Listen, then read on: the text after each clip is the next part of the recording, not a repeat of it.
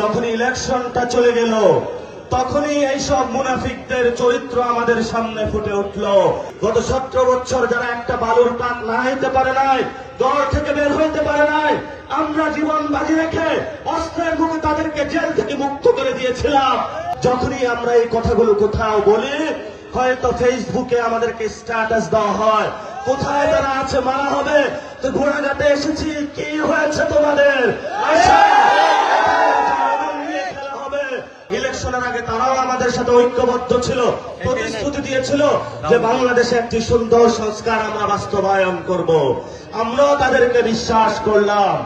যখন ইলেকশনটা চলে গেল তখনই এইসব মুনাফিকদের চরিত্র আমাদের সামনে ফুটে উঠল।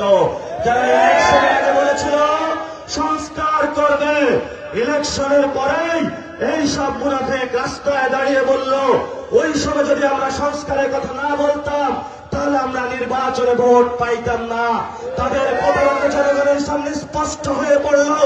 বাংলাদেশকে আবার যেভাবে তারা 90 সালে ধোঁকা দিয়েছিল, সেই ধোঁকার ফাঁদে বাংলাদেশের জনগণকে আবার নিপতিত করল। কি দুঃখের বিষয় যে আবু সাঈদ, মুগ্ধ, ওয়াসিমের দিকে তাকিয়ে আমরা ধৈর্য ধারণ করেছি। গত 17 বছর যারা একটা বালুর পাত না হইতে পারে নাই, দল থেকে বের হইতে পারে নাই, আমরা জীবন বাজি রেখে অস্ত্রের মুখে তাদেরকে জেল থেকে মুক্ত করে দিয়েছিলাম।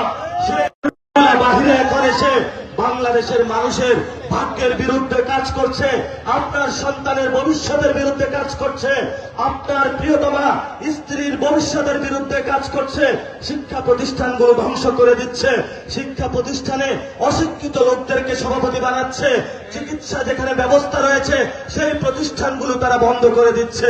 এমন বাংলাদেশ আবু সাঈদের স্বপ্নের বাংলাদেশ ছিল না, শহীদ মুগ্ধের বাংলাদেশ ছিল না, শহীদ ওয়াসিমের বাংলাদেশ ছিল না। যখনই আমরা এই কথাগুলো কোথাও বলি, হয়তো ফেসবুকে আমাদেরকে স্ট্যাটাস দেওয়া হয়, কোথায় তারা আছে মারা হবে, তো ঘোড়াঘাটে এসেছি, কি হয়েছে তোমাদের?